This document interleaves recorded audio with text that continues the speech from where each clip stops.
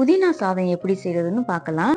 அதுக்கு முன்னாடி ஃபர்ஸ்ட் தடவை இந்த சேனலுக்கு விசிட் பண்றீங்கன்னா, சப்ஸ்கிரைப் பண்ணாதவங்க சப்ஸ்கிரைப் பண்ணிக்கங்க. கூடவே பெல் பட்டனை பிரஸ் பண்ணிக்கங்க. வாங்க இப்ப புதினா சாதம் எப்படி செய்யறதுன்னு பார்க்கலாம். அதுக்கு ஃப்ரெஷ்ஷான புதினா இலை எடுத்துக்கங்க.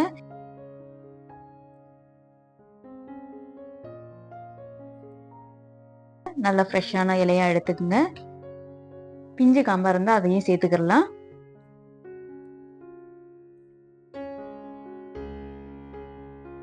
ஃப்ரெஷ்ஷானது செஞ்சீங்க எல்லாம் எடுத்துக்கிட்டிங்கன்னா என்னன்னா, அந்த புதினா சாதம் செய்யல அந்த பச்சையா உள்ளது வந்து நேச்சுரலாக இருக்கும். அதனால உங்களுக்கு வந்து அதோடைய கலர் வந்து மாறாமல் இருக்கும்.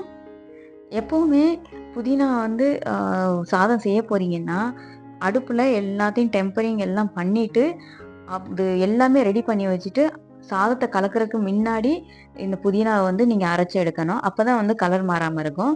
புதினாவை வந்து 2 தடவை கழுவுங்க. சாதாரண தண்ணியிலே கழுவுங்க. புதினா கழுவி எடுத்தாச்சு. தண்ணியை வடித்து எடுத்துக்குங்க.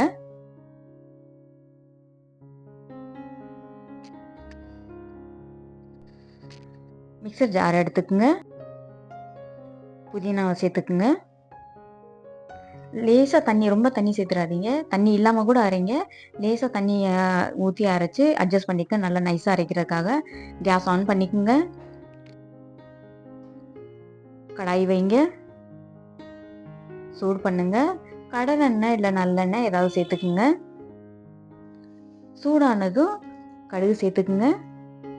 உளுந்தம்பருப்பும் கடலைப்பருப்பும் சேர்த்துக்குங்க. அரைச்சி வச்ச புதினாவை சேர்த்துக்குங்க. நான் இந்த அடுப்பெல்லாம் ஸ்டார்ட் பண்ண பிறகு தான் நான் இதை அரைச்சேன். ஏன்னா அந்த பச்சை கலர் வந்து மாறக்கூடாதுக்காக ஃப்ரெஷ்ஷாக அப்போவே அரைப்பேன். ஜஸ்ட் 1 மினிட் கேப் தான் இருக்கும். சேர்த்துக்குங்க. தண்ணி சேர்க்காதீங்க. எண்ணெய் திரிஞ்சு வர நீங்கள் வந்து இதை நல்லா வதக்குங்க. கிண்டி விட்டுட்டே இருங்க. பாருங்கள், எண்ணெய் திரிஞ்சிருச்சு. எண்ணெய் பிரிஞ்சிருச்சு பாருங்கள். நல்லா கிண்டி விட்டுட்டே இருங்க. பச்சை மிளகாய் ஆட் பண்ணிக்கோங்க காரத்துக்கு. பச்சை மிளகாய் இல்லை காஞ்ச மிளகாய் எது இருக்கோ ஆட் பண்ணிக்கோங்க. ரொம்ப ஹெல்தியான, ஈஸியான, சிம்பிளான ஒரு ரெசிபி இது. வந்து இன்கேஸ் சாதம் வந்து மிஞ்சிருச்சுன்னா அதை வந்து நீங்கள் இந்த மாதிரி செஞ்சுக்கலாம். சாதம் ஆட் பண்ணிக்கோங்க. நல்லா கிண்டுங்க.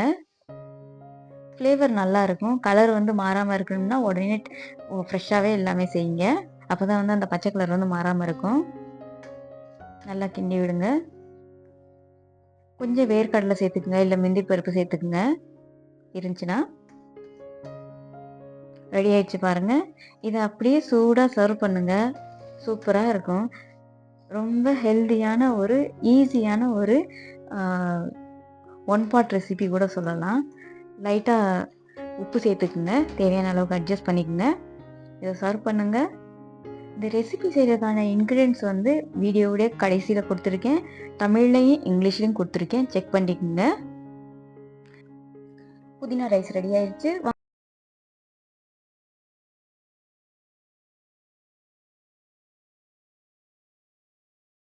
மின்ட் ரைஸ் செய்கிறதுக்கான இன்க்ரீடியன்ட்ஸ் வந்து நோட் பண்ணிக்கோங்க.